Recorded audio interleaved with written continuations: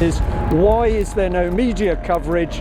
Because the media are controlled by people protecting pedophiles. You know, it's part of the Bill of Rights.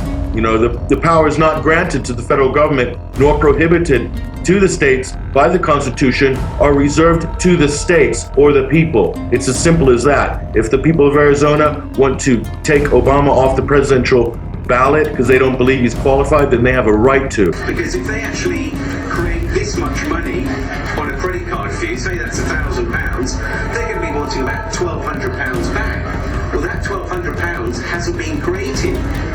So the problem is that the economy either has to grow, or some people are going to default on their loans or credit cards. That's part of the system. It's not necessarily because they're useless with money, it's because the money hasn't yet been created. Solar radiation management.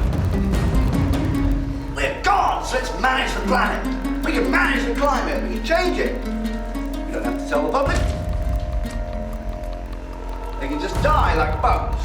To hell with the rivers being polluted as well. We can clean it up, we've got the technology probably just do it.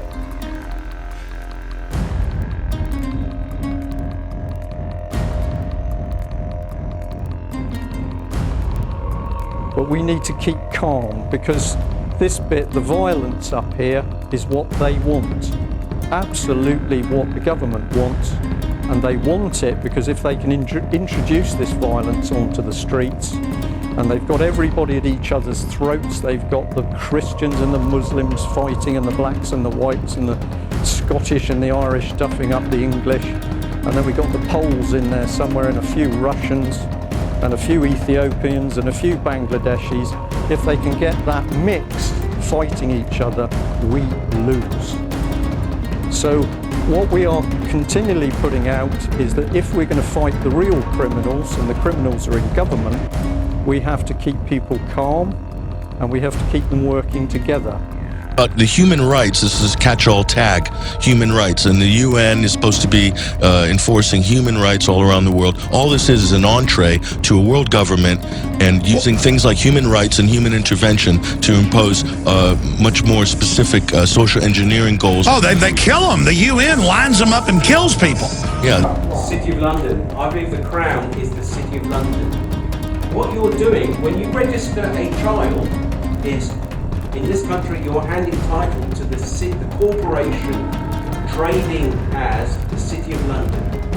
Go on to TPUC and you can look up a lot of government bodies in Dun and Bradstreet. And you can see that a lot of these government bodies are, in fact, just private trading companies. You've just signed your child over to a private corporation who then own your child. You don't take care of your child, they can come and have it back. Something wrong with these people, these scientists. We're living under a scientific dictatorship. That's what it is, that's what all the think tanks are still discussing now. A Brave New World revisited, if you like. Aldous Huxley, Bertrand Russell, all these elite, aristocratic psychopaths are running the planet, and perhaps always have done. And they're guiding society, and it's death for anyone who opposes it or hasn't earned enough money over generations to be elite and special and a different species, which is what they actually think they are. So that's what we're dealing with. Banksters with a lot of money, a lot of gall, and absolutely no conscience. That is your enemy. That is the war on humanity. There is definitely a drug connection with narcotics from Afghanistan into Europe and also into the United States. And also Afghanistan, I will remind everybody, is now the #1 producer of marijuana on the planet, more than Jamaica, more than Mexico, more than Brazil. It's #1. Okay, that's according to the UN's own study, and that's in 2009. Right. So it's #1 in heroin, and it's #1 in marijuana. And I'll tell you what, we're the best markets for these two drugs, and I'll tell you they are United States and Europe. So it's not out of the realms of possibility that certain members who are doing multiple tours going back and forth between the US and Afghanistan over a number number of years, will have formed the connections necessary in order to play a role in the supply chain and using the military as cover. That's been going on since the Vietnam War. There's no point in Americans denying that this goes on. Well, I want to tell you that it is phenomenal, the change out there at the moment. People are waking up, people are starting to ask the right questions, and if you give them honest, truthful answers, they're listening. So if we want to stop this thing, just get out there and talk.